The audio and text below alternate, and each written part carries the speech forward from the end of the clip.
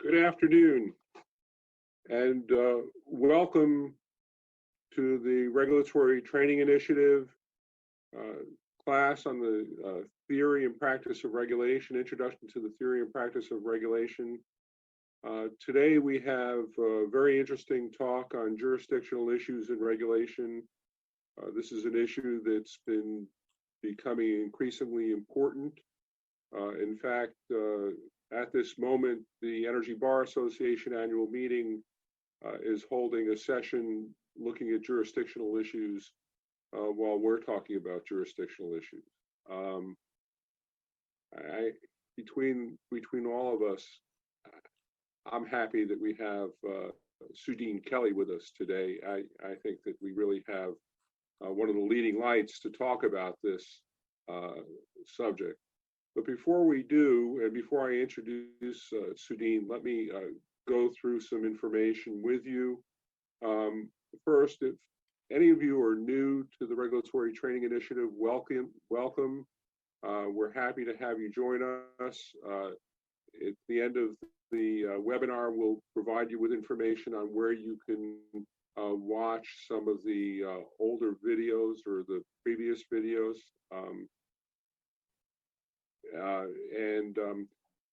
Just so that you're aware, when you register for the Regulatory Training Initiative, the link that you get is the link that you will use throughout the course. We send out periodic reminders to folks about that, but that is the link that you'll have. So you only get one link. Now, during the course of the conversation today, please feel free to send in questions. We'll have a question and answer period at the end. If there's a question that will help clarify the conversation, we'll ask it during the course. So with that, I'd like to introduce Sudeen Kelly. Sudeen is really one of the innovative attorneys and regulators in the energy field. She was a law professor at the University of New Mexico for 15 years before becoming a commissioner and then chairman of the New Mexico Commission. She was nominated by President Bush and then by President Obama to serve 3 terms on the Federal Energy Regulatory Commission. So Sudeen comes to the issue of jurisdiction with a very unique view, that of having been both a state regulator and a federal regulator.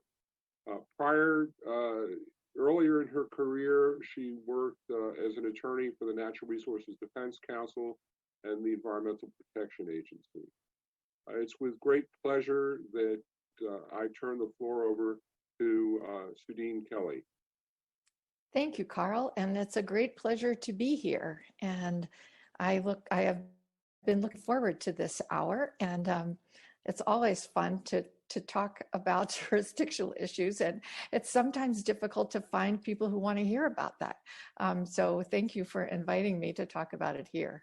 As an overview, let me tell you the 3 topics that I'm going to touch on today. The first is jurisdictional issues, looking at local jurisdiction, state jurisdictional, and federal jurisdiction. Who's the regulator for what? The second jurisdictional issue that I wanted to talk about is when there's state or federal regulation versus self-regulation versus the competitive market replacing regulation.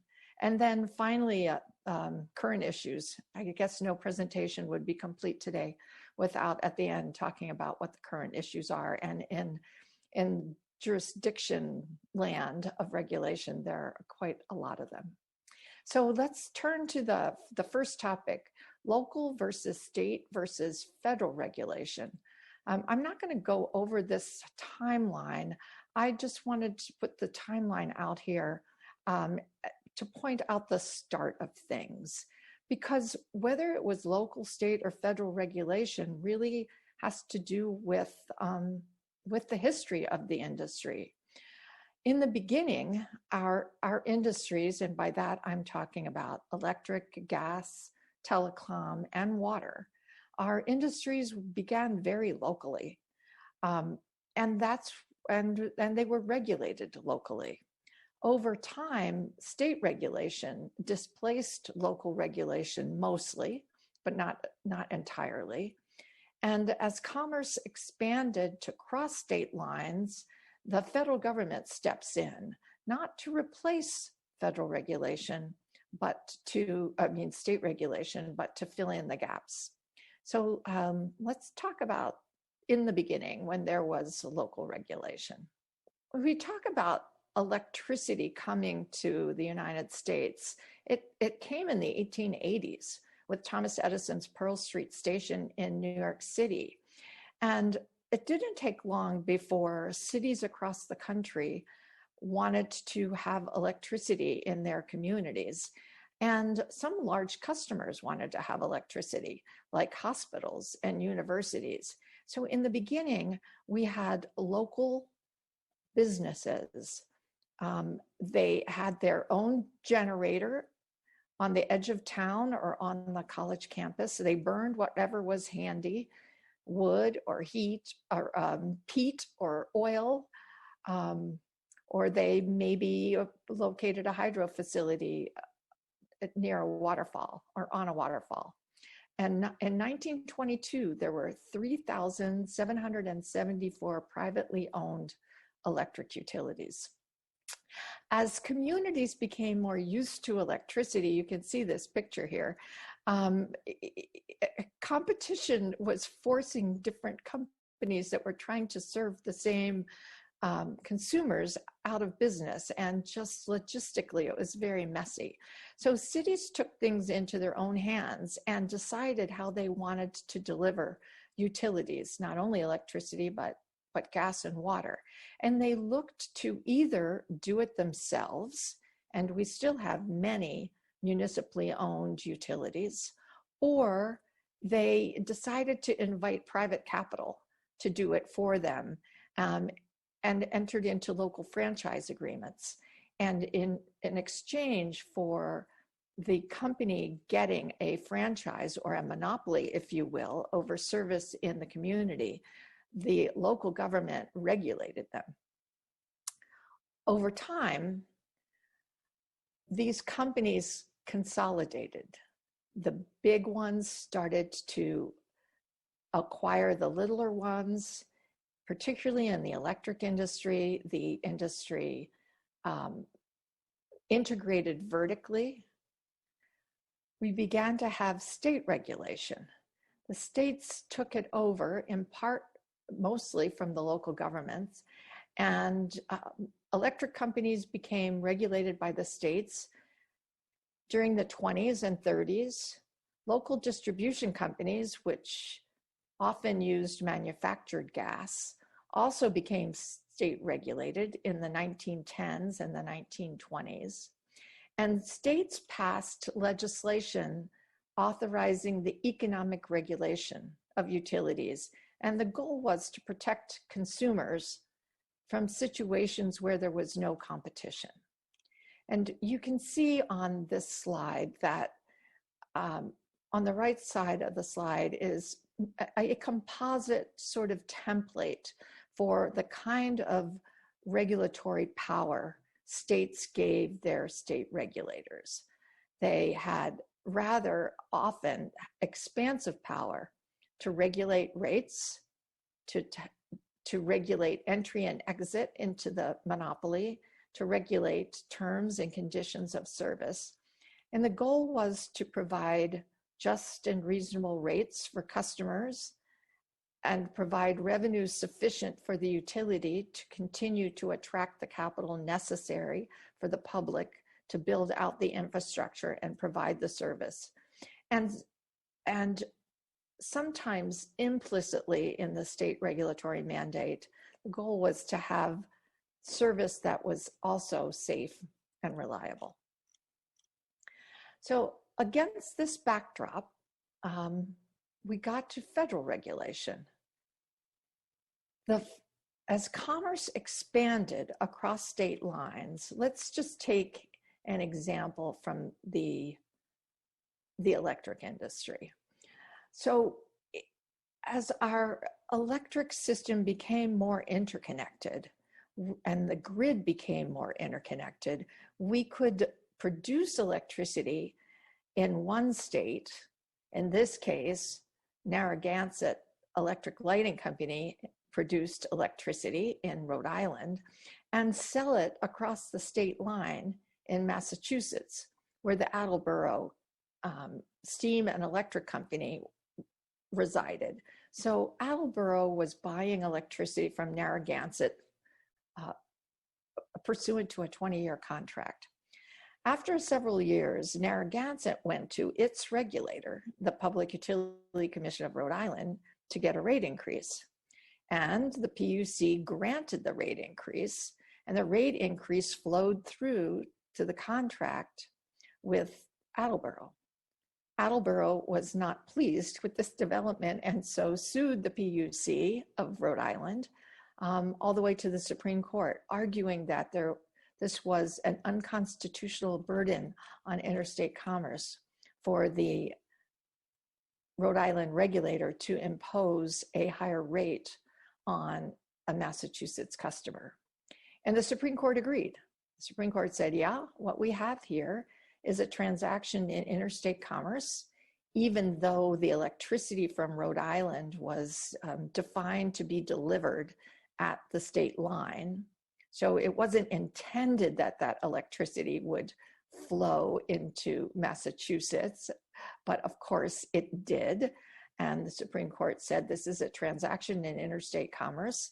And number one. Number two, Rhode Island, your increased rate has put a burden on it. And number three, the court concluded, you know, if you can put a rate on the transaction, Massachusetts could put a rate on the transaction and we'd have warring state jurisdictions. So our conclusion is that the rate can't be regulated by either state. So from 1927 until 1935, which we'll get to that when the Federal Power Act was passed by Congress, wholesale sales of electricity and interstate transmission of electricity went unregulated. Interestingly, although the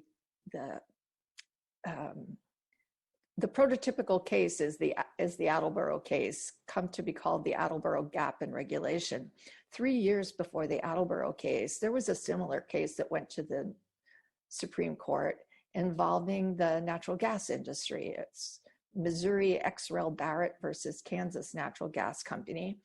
And the Kansas Natural Gas Company was an interstate pipeline that raised rates to retail customers in Missouri and Kansas. And Missouri and Kansas sued the Kansas Natural Gas Company, arguing that their rate increase violated the Interstate Commerce Clause.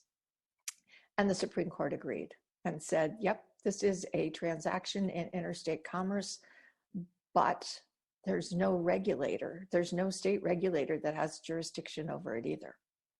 So what we see happening in the 1930s as commerce expanded across state lines in electricity, in natural gas, and in telecommunications, we see a series of statutes passed by Congress in response to the US Supreme Court, closing the gap between state-regulated intrastate transactions and unregulated interstate transactions. The first such act was the Telecommunications Act, or the Communications Act of 1934. What I've done here with some of the red highlights and the bullets is to point out some interesting parallels between what we've seen is how the states approached regulation with some of the differences that Congress supplied in the context of communications. So you'll see that the reasonable rates, adequacy of service, and the idea of supporting investors' interest and interstate commerce comes through in the federal legislation. Of course, the federal legislation adds things that the state legislation doesn't. And the Congress was also concerned with interstate and foreign commerce in communications and with national defense and with having a centralized authority for the regulation. So the upshot of this, if we could move to the next slide, is that when Congress looks to fill the regulatory gap with each industry, it comes up with a different approach, a little bit of a different approach, depending on the technology that it's dealing with and the jurisdiction that it's dealing with. Let's go back to the Federal Power Act. It was passed in 1935. It regulates electric utilities in their engagement in interstate commerce. In particular, it puts into the federal government jurisdiction over transmission in interstate commerce, sales at wholesale in interstate commerce, facilities that are used for transmission and for sales at wholesale in interstate commerce, and utilities that own or operate these facilities, which this federal regulation is now undertaken. It was initially undertaken by the Federal Power Commission. And then in 1977, that Federal Power Commission was disbanded and replaced by the Federal Energy Regulatory Commission, today's FERC. It's also important to know what the Federal Power Act does not cover. It does not cover generation facilities. That is reserved to state regulation. It doesn't cover facilities used for local distribution. That's reserved to state regulations. It doesn't cover facilities used only for transmission in intrastate commerce, that should say. And it doesn't cover transmission of electricity consumed wholly by the transmitter. The other interesting point that I wanted to make is that the Federal Power Act gives FERC primarily jurisdiction over quote unquote public utilities. These public utilities, unlike what the name might imply, are only utilities that are investor owned. Specifically, FERC does not have jurisdiction for the most part over utilities that are owned by municipalities or counties or states or the United States. And it does not have jurisdiction over cooperatively owned entities for the most part.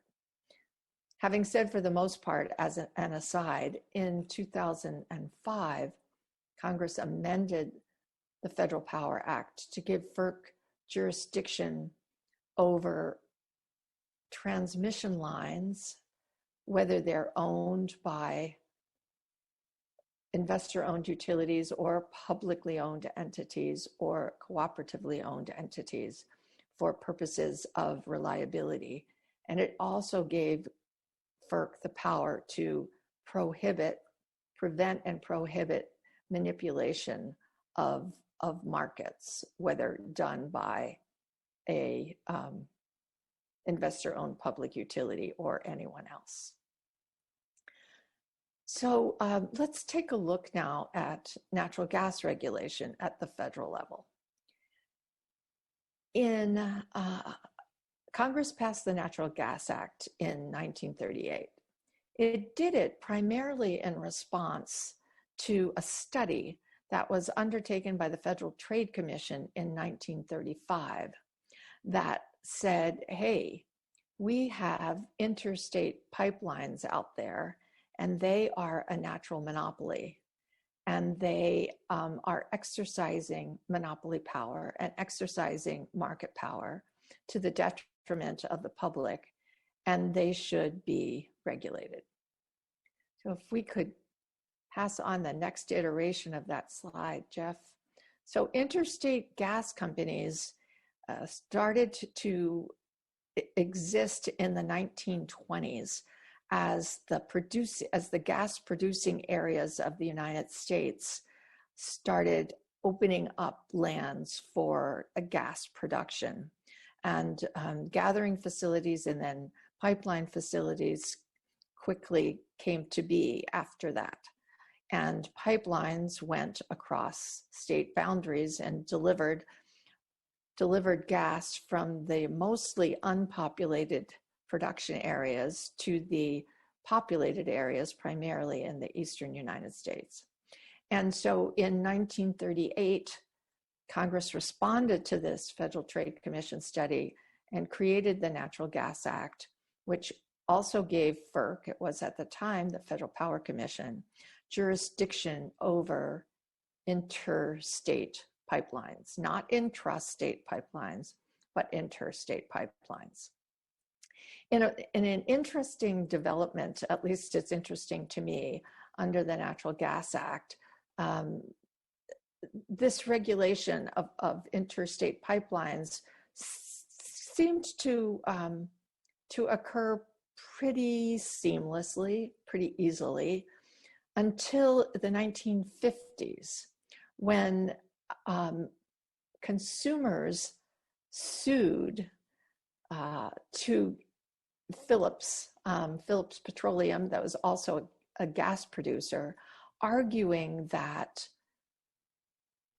the Natural Gas Act, which defined its jurisdiction over natural gas companies, that natural gas, which the Federal Power Commission had interpreted to be interstate pipelines, the customers argued that producers were natural gas companies. And in a 5-4 decision, Phillips versus Wisconsin, the US Supreme Court agreed and told the Federal Power Commission that it had to regulate producers. This was the beginning of what turned out to be a very big and significant problem. It started out as a rate-making problem. The Federal Power Commission is now charged with regulating the rates of producers. At this point in time, there are thousands of producers, maybe 4,000 plus producers in the United States. They are not really monopolists. They compete with each other.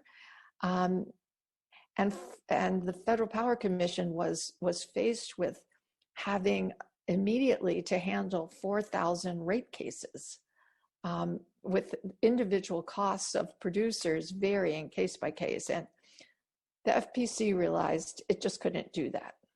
So instead of regulating the individual producers, it set about regulating producing areas. And it subdivided production into producing areas, and it set a maximum rate on the cost that could be charged from each producing area. It was a very blunt instrument, but they were carrying out a charge that the Supreme Court told them they had to carry out. What we know now, what we found out actually during the OPEC embargo in 1973, when we had insufficient oil being delivered to the United States because we were importing, and we turned to our domestic natural gas production, we learned that we didn't have sufficient natural gas production to meet the demand. And as we looked into the problem, it became very clear that the rates that the Federal Power Commission had imposed were too low. And in response to those rates, exploration and production of new gas at the wellhead had been halted and paused because it just became too expensive for producers to make money in the business given the low rates. That spurred Congress to pass the Natural Gas Policy Act of 1978, which initially allowed for an increase in those rates, maximum rates, but over time, through 1985, told FERC, at this point, FERC was in charge, to phase out the regulation of gas at the wellhead because the industry was workably competitive and rate regulation was turning out to be worse than the perceived problem. And you could look at this, but what's the other thing that's interesting is that FERC retains jurisdiction over the rates for production, but it doesn't exercise that jurisdiction. And you might even say that this is the first example, or one of the first examples, of market-based rates, or a market-based approach being used by regulators instead of the traditional cost of service. And that market-based approach continues to be used by regulators in situations where what had been a monopolistic enterprise becomes, with the advancement of technology, more and more competitive. I guess the point that I wanted to make here is that in the in interstate regulation by FERC of electricity, the goals are very similar. The goals that FERC has and that Congress has for federal regulation are very similar to the goals that the states established back in the 20s, the 10s and the 20s, for state regulation. Just and reasonable rates, regulation of entry and exit, regulation of terms and conditions of service, and providing a revenue stream to the regulated entity that's sufficient to allow it to acquire capital, to build the infrastructure and run the operations that are necessary to provide safe and reliable service. I'd like to turn now to the distinguishing between federal and state jurisdiction, particularly in those enterprises that are pretty seamlessly integrated. And the electric industry is one of those, right? Maybe the most seamlessly integrated between distribution and transmission and generation. This slide shows you several landmark cases that have been instrumental in giving us a demarcation by the Supreme Court of the line between federal and state jurisdiction over the rates and activities of electric utilities. I'd like to go back to the Federal Power Act and the Attleboro Gap. When Congress acted to fill the Attleboro Gap, it was acting against a backdrop, as we said, of extensive federal regulation of the electric industry. And Congress noted that in the Federal Power Act. It said specifically that the federal regulation of the transmission of electricity and the sale of electricity at wholesale and interstate commerce shall, quote, extend only to those matters which are not subject to regulation by the states. So Congress acknowledges it explicitly that there is state regulatory jurisdiction in the electric industry, and that is a given, and that FERC is to fill the gap in regulation left by the Attleboro decision. However, this dividing line between federal and state jurisdiction has not always been obvious to all of us, and needless to say, has historically been quite contentious. It's a couple of the landmark decisions by the U.S. Supreme Court setting out this line are shown on this graph. The Federal Power Commission versus Southern California Edison Company established that all wholesale sales are subject to plenary federal regulatory jurisdiction, even when they're a wholesale sale between two utilities in the same state, which was the factual circumstance in the Southern California Edison case. And the Supreme Court said that doesn't matter. What matters is whether it's a wholesale sale. The Federal Power Commission versus Florida Power and Light decision in 1972 established that FERC has broad regulatory jurisdiction over the transmission of electric energy in interstate commerce. In effect, the Supreme Court said, given that there's an interconnected grid in the United States, well, actually there are three of them, the Eastern Interconnect, the Western Interconnect, and ERCOT in Texas, Congress said that when you put an electron into that transmission grid, it's in interstate commerce, whether it in fact flows just to the 10 feet to a facility next door to the generator, doesn't matter. It's in interstate commerce, and FERC has jurisdiction over the transmission of electricity in interstate commerce.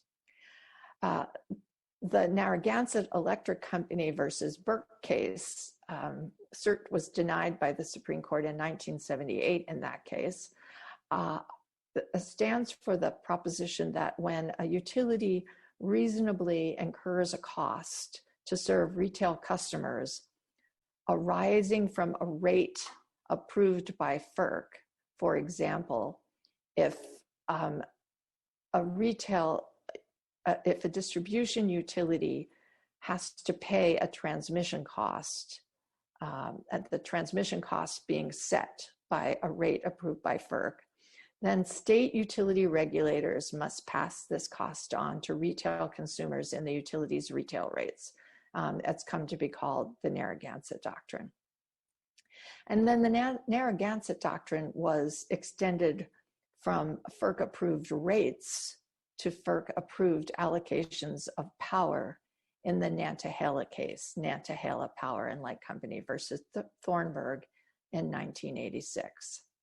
And Nantahala's reasoning was further extended in a case in 1988, where the US Supreme Court held that a state commission was preempted from undertaking an inquiry into whether its utility had imprudently incurred cost in what was in this case, the Mississippi Power and Light Company case, the exceedingly expensive Grand Gulf Unit 1 nuclear power plant.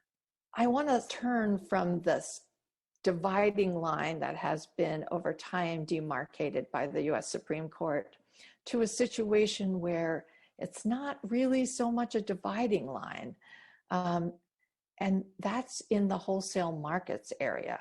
So as wholesale electricity markets expanded from what was originally a contract-based, what were contract-based transactions, and still are, but in the late 90s into the mid 2000s, wholesale markets expanded into regional bid-based auction markets.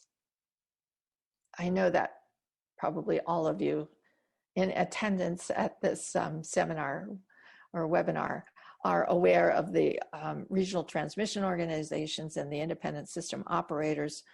There are 7 of them around the country, and they all run markets, wholesale markets, and they are regional bid-based auction markets. And they are, the RTOs and the ISOs are FERC jurisdictional public utilities, and the markets that they run are also jurisdictional utilities. And I think that it's easier now to talk about, instead of a line separating state jurisdiction from federal jurisdiction, it's a lot harder. The line is so hazy that I think we should look at it as more of a balance. Where is when we get into questions that have to do with the function of these markets, where is the state's authority and where is the federal authority? And we've had 6 cases that have helped us try to understand the balance, at least from the Supreme Court's perspective, of where the division is. We have the One Oak case, which is on the state's authority side of the balance. It was a 2015 Supreme Court case upholding state antitrust laws aimed at protecting retail sales of gas from preemption by the Natural Gas Act. And the Supreme Court in that case, upholding the authority of the states to enforce their antitrust laws without preemption by the Natural Gas Act, said, what's important here is the target at which the state law aims in determining whether that law is preempted. And in the One Oak case, the Supreme Court said, what the state is trying to target is protection of customers who are retail customers, and that's a legitimate authority of the states that is not preempted by the Natural Gas Act. In 2016, we had on the other side of the balance, we had FERC versus the Electric Power Supply Association, or EPSA. And in that case, the Supreme Court was dealing with the authority of FERC to mandate that RTOs and ISOs provide for the sale of demand response in their wholesale markets. And in that case, the states were concerned that demand response was really an activity that was being undertaken by retail customers. And why should FERC have the jurisdiction to allow retail customers or to have jurisdiction over what the states perceive to be retail customers? That should be state jurisdictional. And the Supreme Court disagreed, and it said, well, what we really have here is we have FERC trying to make its wholesale market work. And that's what FERC's action is aimed at. Unlike in One Oak, where the action was aimed at the retail customers, the action with FERC providing for demand response, the Supreme Court saw it through FERC's eyes and said, what FERC is trying to do is make its wholesale market work. And we recognize that the impact on the retail market, that there is an impact on the retail market because these markets are not, quote unquote, hermetically sealed from each other. But in this case, FERC is targeting its jurisdictional wholesale market. And the court concluded that a platonic ideal of strict separation between federal and state realms cannot exist when we're talking about electricity markets. I think that principle has continued to be applied by the Supreme Court in three subsequent cases. Well, in the next case, in the 2016 case, Hughes versus Talon Energy Marketing, in that case, the Supreme Court found that an attempt by the Maryland Public Service Commission to incentivize the construction of a new natural gas-fired power plant was preempted by the Federal Power Act because of the specific nature of the support that Maryland wanted to provide.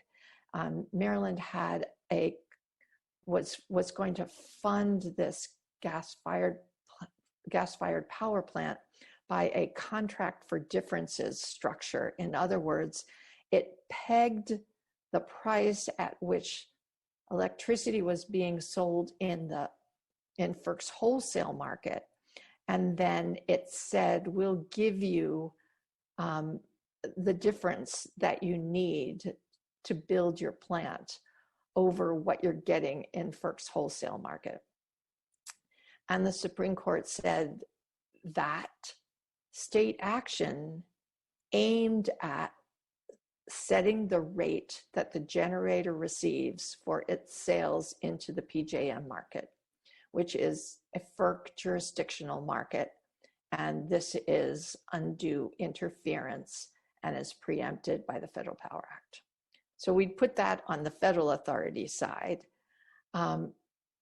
In 2018, there were 2 cases decided in the Seventh Circuit and in the Second Circuit.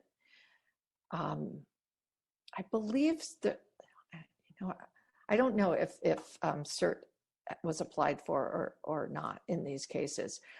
They're both very similar, and they involved state policies that provided for zero emission credit programs. The state of Illinois and the state of New York both provided credits for their nuclear generators that emitted zero carbon. But the state policies were developed actually quite carefully in the shadow of Hughes versus Talon, and quite specifically to not aim at the price in the wholesale auction markets, but to come up with a credit that was separate and distinct from the price in the market. Interestingly, because it was, of course, the price in the wholesale market that caused the ZECs. It was the same situation as Hughes v. Talon, in that generators who were receiving revenues from FERC's wholesale bid-based auction markets were not receiving revenues sufficient to keep them in business, and the states wanted to give them an incentive or a subsidy, if you will. I'm sorry for using the S word, to keep them in business. And in this case, the case of the ZECs, both the Second Circuit and the Seventh Circuit said that the state's programs would be held to be constitutional because they avoided the Hughes problem. They avoided tethering themselves to the wholesale market participation. So it's, I think these cases are instructive, not only to show that it's a little bit difficult these days to predict where the line is, but that the Supreme Court is going to tell us on a case-by-case basis where that line is, and it's more of a balancing of interests, of state interests versus federal interests, I think, than trying to determine what the line is that Congress promulgated in the Federal Power Act. Now I'd like to turn to the second topic, and that is, well, the first topic, we were talking about whether it's going to be local regulation or state regulation or federal regulation. Now I'd like to do a different kind of a contrast. Are we going to have state or federal regulation of a utility, or are we going to let the utility self-regulate? Or are we going to allow the discipline of the competitive market to be a substitute for regulation? So I like to think of this as a, well, let's talk about electric utilities. Electric utilities that are owned by investors are monopolies or have monopoly power, and they are regulated by state utilities, state utility commissions, and by the federal government because they have monopoly power, and the governments want to protect the public and the customers from improper exercise of that monopoly power. Now let's look at publicly owned utilities. Austin Energy, Salt River Project, Los Angeles Department of Water and Power. There are many municipally or governmentally owned public utilities. And they typically, although not exclusively, typically are not regulated by states or by FERC. And the reason for that lies in the fact that the customers who are going to be protected by the operation of the monopoly power or market power of these utilities, the entities that oversee the utility or own the utility are elected. So the customers are also the voters who vote in the officials who run the utilities. So the thinking is that because the customers in their role as voters could change the ownership, if you will, and the management of their publicly owned utilities, that they don't need the federal regulation or the state regulation to be protected. And conversely, the elected officials who determine what the rates are of the publicly owned utilities, what the rates are, what the service is like, what the terms and conditions are like, are subject to being removed by their voters who are also customers of the utility. And the theory is that they are much more sensitive to the customer needs than if they were investor owned. And similarly, although differently, with cooperatively owned utilities, the owner is the customer. And the cooperatively owned utility is governed by a board of customers elected by the customers. So the theory is that they don't need, because they are owned by themselves and they govern themselves, they don't need the federal regulator or the state regulator to protect them from themselves. I know that there is the next phase in this multi-part course on the theory of regulation is about modes of utilities, utility business models. And this is an example of how different utility business models also dictate different regulation or different regulators. And although it's not quite the same thing as modes of utility regulation, I alluded to it earlier in our talk here. Because we started out with economic regulation of these businesses because they had monopoly power or significant market power, if not total monopoly power, and the desire was to protect the customer from the exercise of that monopoly power and that market power. As technologies have changed, as commerce has increased, and as parts of the industry have become more competitive, we've seen regulators, both at the state level and the federal level, turn from cost of service regulation to market-based rate regulation and to restructuring of the integrated monopoly to jettison, if you will, the competitive portion of that monopoly and allow the market to be the regulator, if you will. And so now let's turn to current issues. So there are a number of jurisdictional issues that present themselves in these industries. Because time is short, I am just going to identify them and not discuss them. In the electric industry, there is a challenge to state net metering efforts. In the electric industry, there's also a challenge to state jurisdiction over the choice of generation by FERC's imposition of a minimum offer price rule in the PJM RTO. And most recently in FERC's order providing for the participation of distributed energy resources in their markets and aggregators of their resources.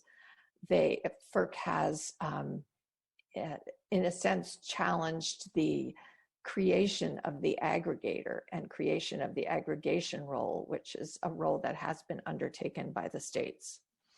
In telecom, we have the universal funding service as an issue that's becoming more controversial as the Universal Service Fund is losing as its revenues are decreasing as people move to other communication methodologies. Broadband adoption and affordability is an issue. Although broadband deployment is moving forward, affordability and other issues are keeping adoption rates low. And Lifeline, adoption rates are stagnating or declining as the program moves from a voice-centric to a broadband-centric program. And the FCC and the states are having to focus on a redefining and redesigning of the program. In regulation of water, we have the PFAs, the per- and polyfluoroalkyl substances, a group of man-made chemicals that are can lead to adverse health outcomes in humans that are being found in water and drinking water, and they're not yet formally regulated by EPA, so states are creating their own health standards for PFAs in drinking water in a piecemeal fashion. Infrastructure replacement costs. The EPA estimates the nation's drinking water utilities will need in excess of $470 billion in infrastructure investments over the next 20 years. And affordability. Currently, there is no statutorily mandated low-income assistance program for water customers at the federal level. And we've seen the dramatic consequences and tragic consequences of that in Michigan and elsewhere around the country. So these are some of the current issues that are continuing to create tension between federal and state authority, and will continue to keep that issue on our plate going forward. So thank you, Carl. Thank you for the opportunity to talk about these issues. That was a terrific overview of the issues, and I've been involved in these issues for many years, and you did a great job of laying them out for us. Thank you. In particular, the cases. That was a great summary. We have a couple of questions. Time for a couple of questions. So here's one. Can a Public Utilities Commission require that a utility company's projects use in-state contractors to keep costs down? Would that raise constitutional concerns, Commerce Clause, Equal Protection, Privilege and Immunities Clause, etc.? Really interesting, huh? I guess the question is assuming that it would be for construction of a FERC jurisdictional facility, like say a transmission line. That would be one or interpretation. So yeah, I would go with that. Yeah. With respect to a transmission line, I would say no problem, because FERC doesn't have jurisdiction over the siting of that transmission line or the development or construction of it, only of the rate regulation and the operation. So I would say not a problem. Okay. So would it be the same for a gas pipeline, or? Well, FERC has a little bit more jurisdiction with respect to. It does indeed. We're getting into a harder case, aren't we? Yeah, FERC does have jurisdiction over the siting of it and the construction. I would think that still the state would have the better argument that requiring pipelines to use union labor, for example, doesn't affect the safety or the reliability, or it's a cost, obviously, and I guess arguably it would, the premise is that it would result in a higher cost, but I don't see FERC having a particular interest in that.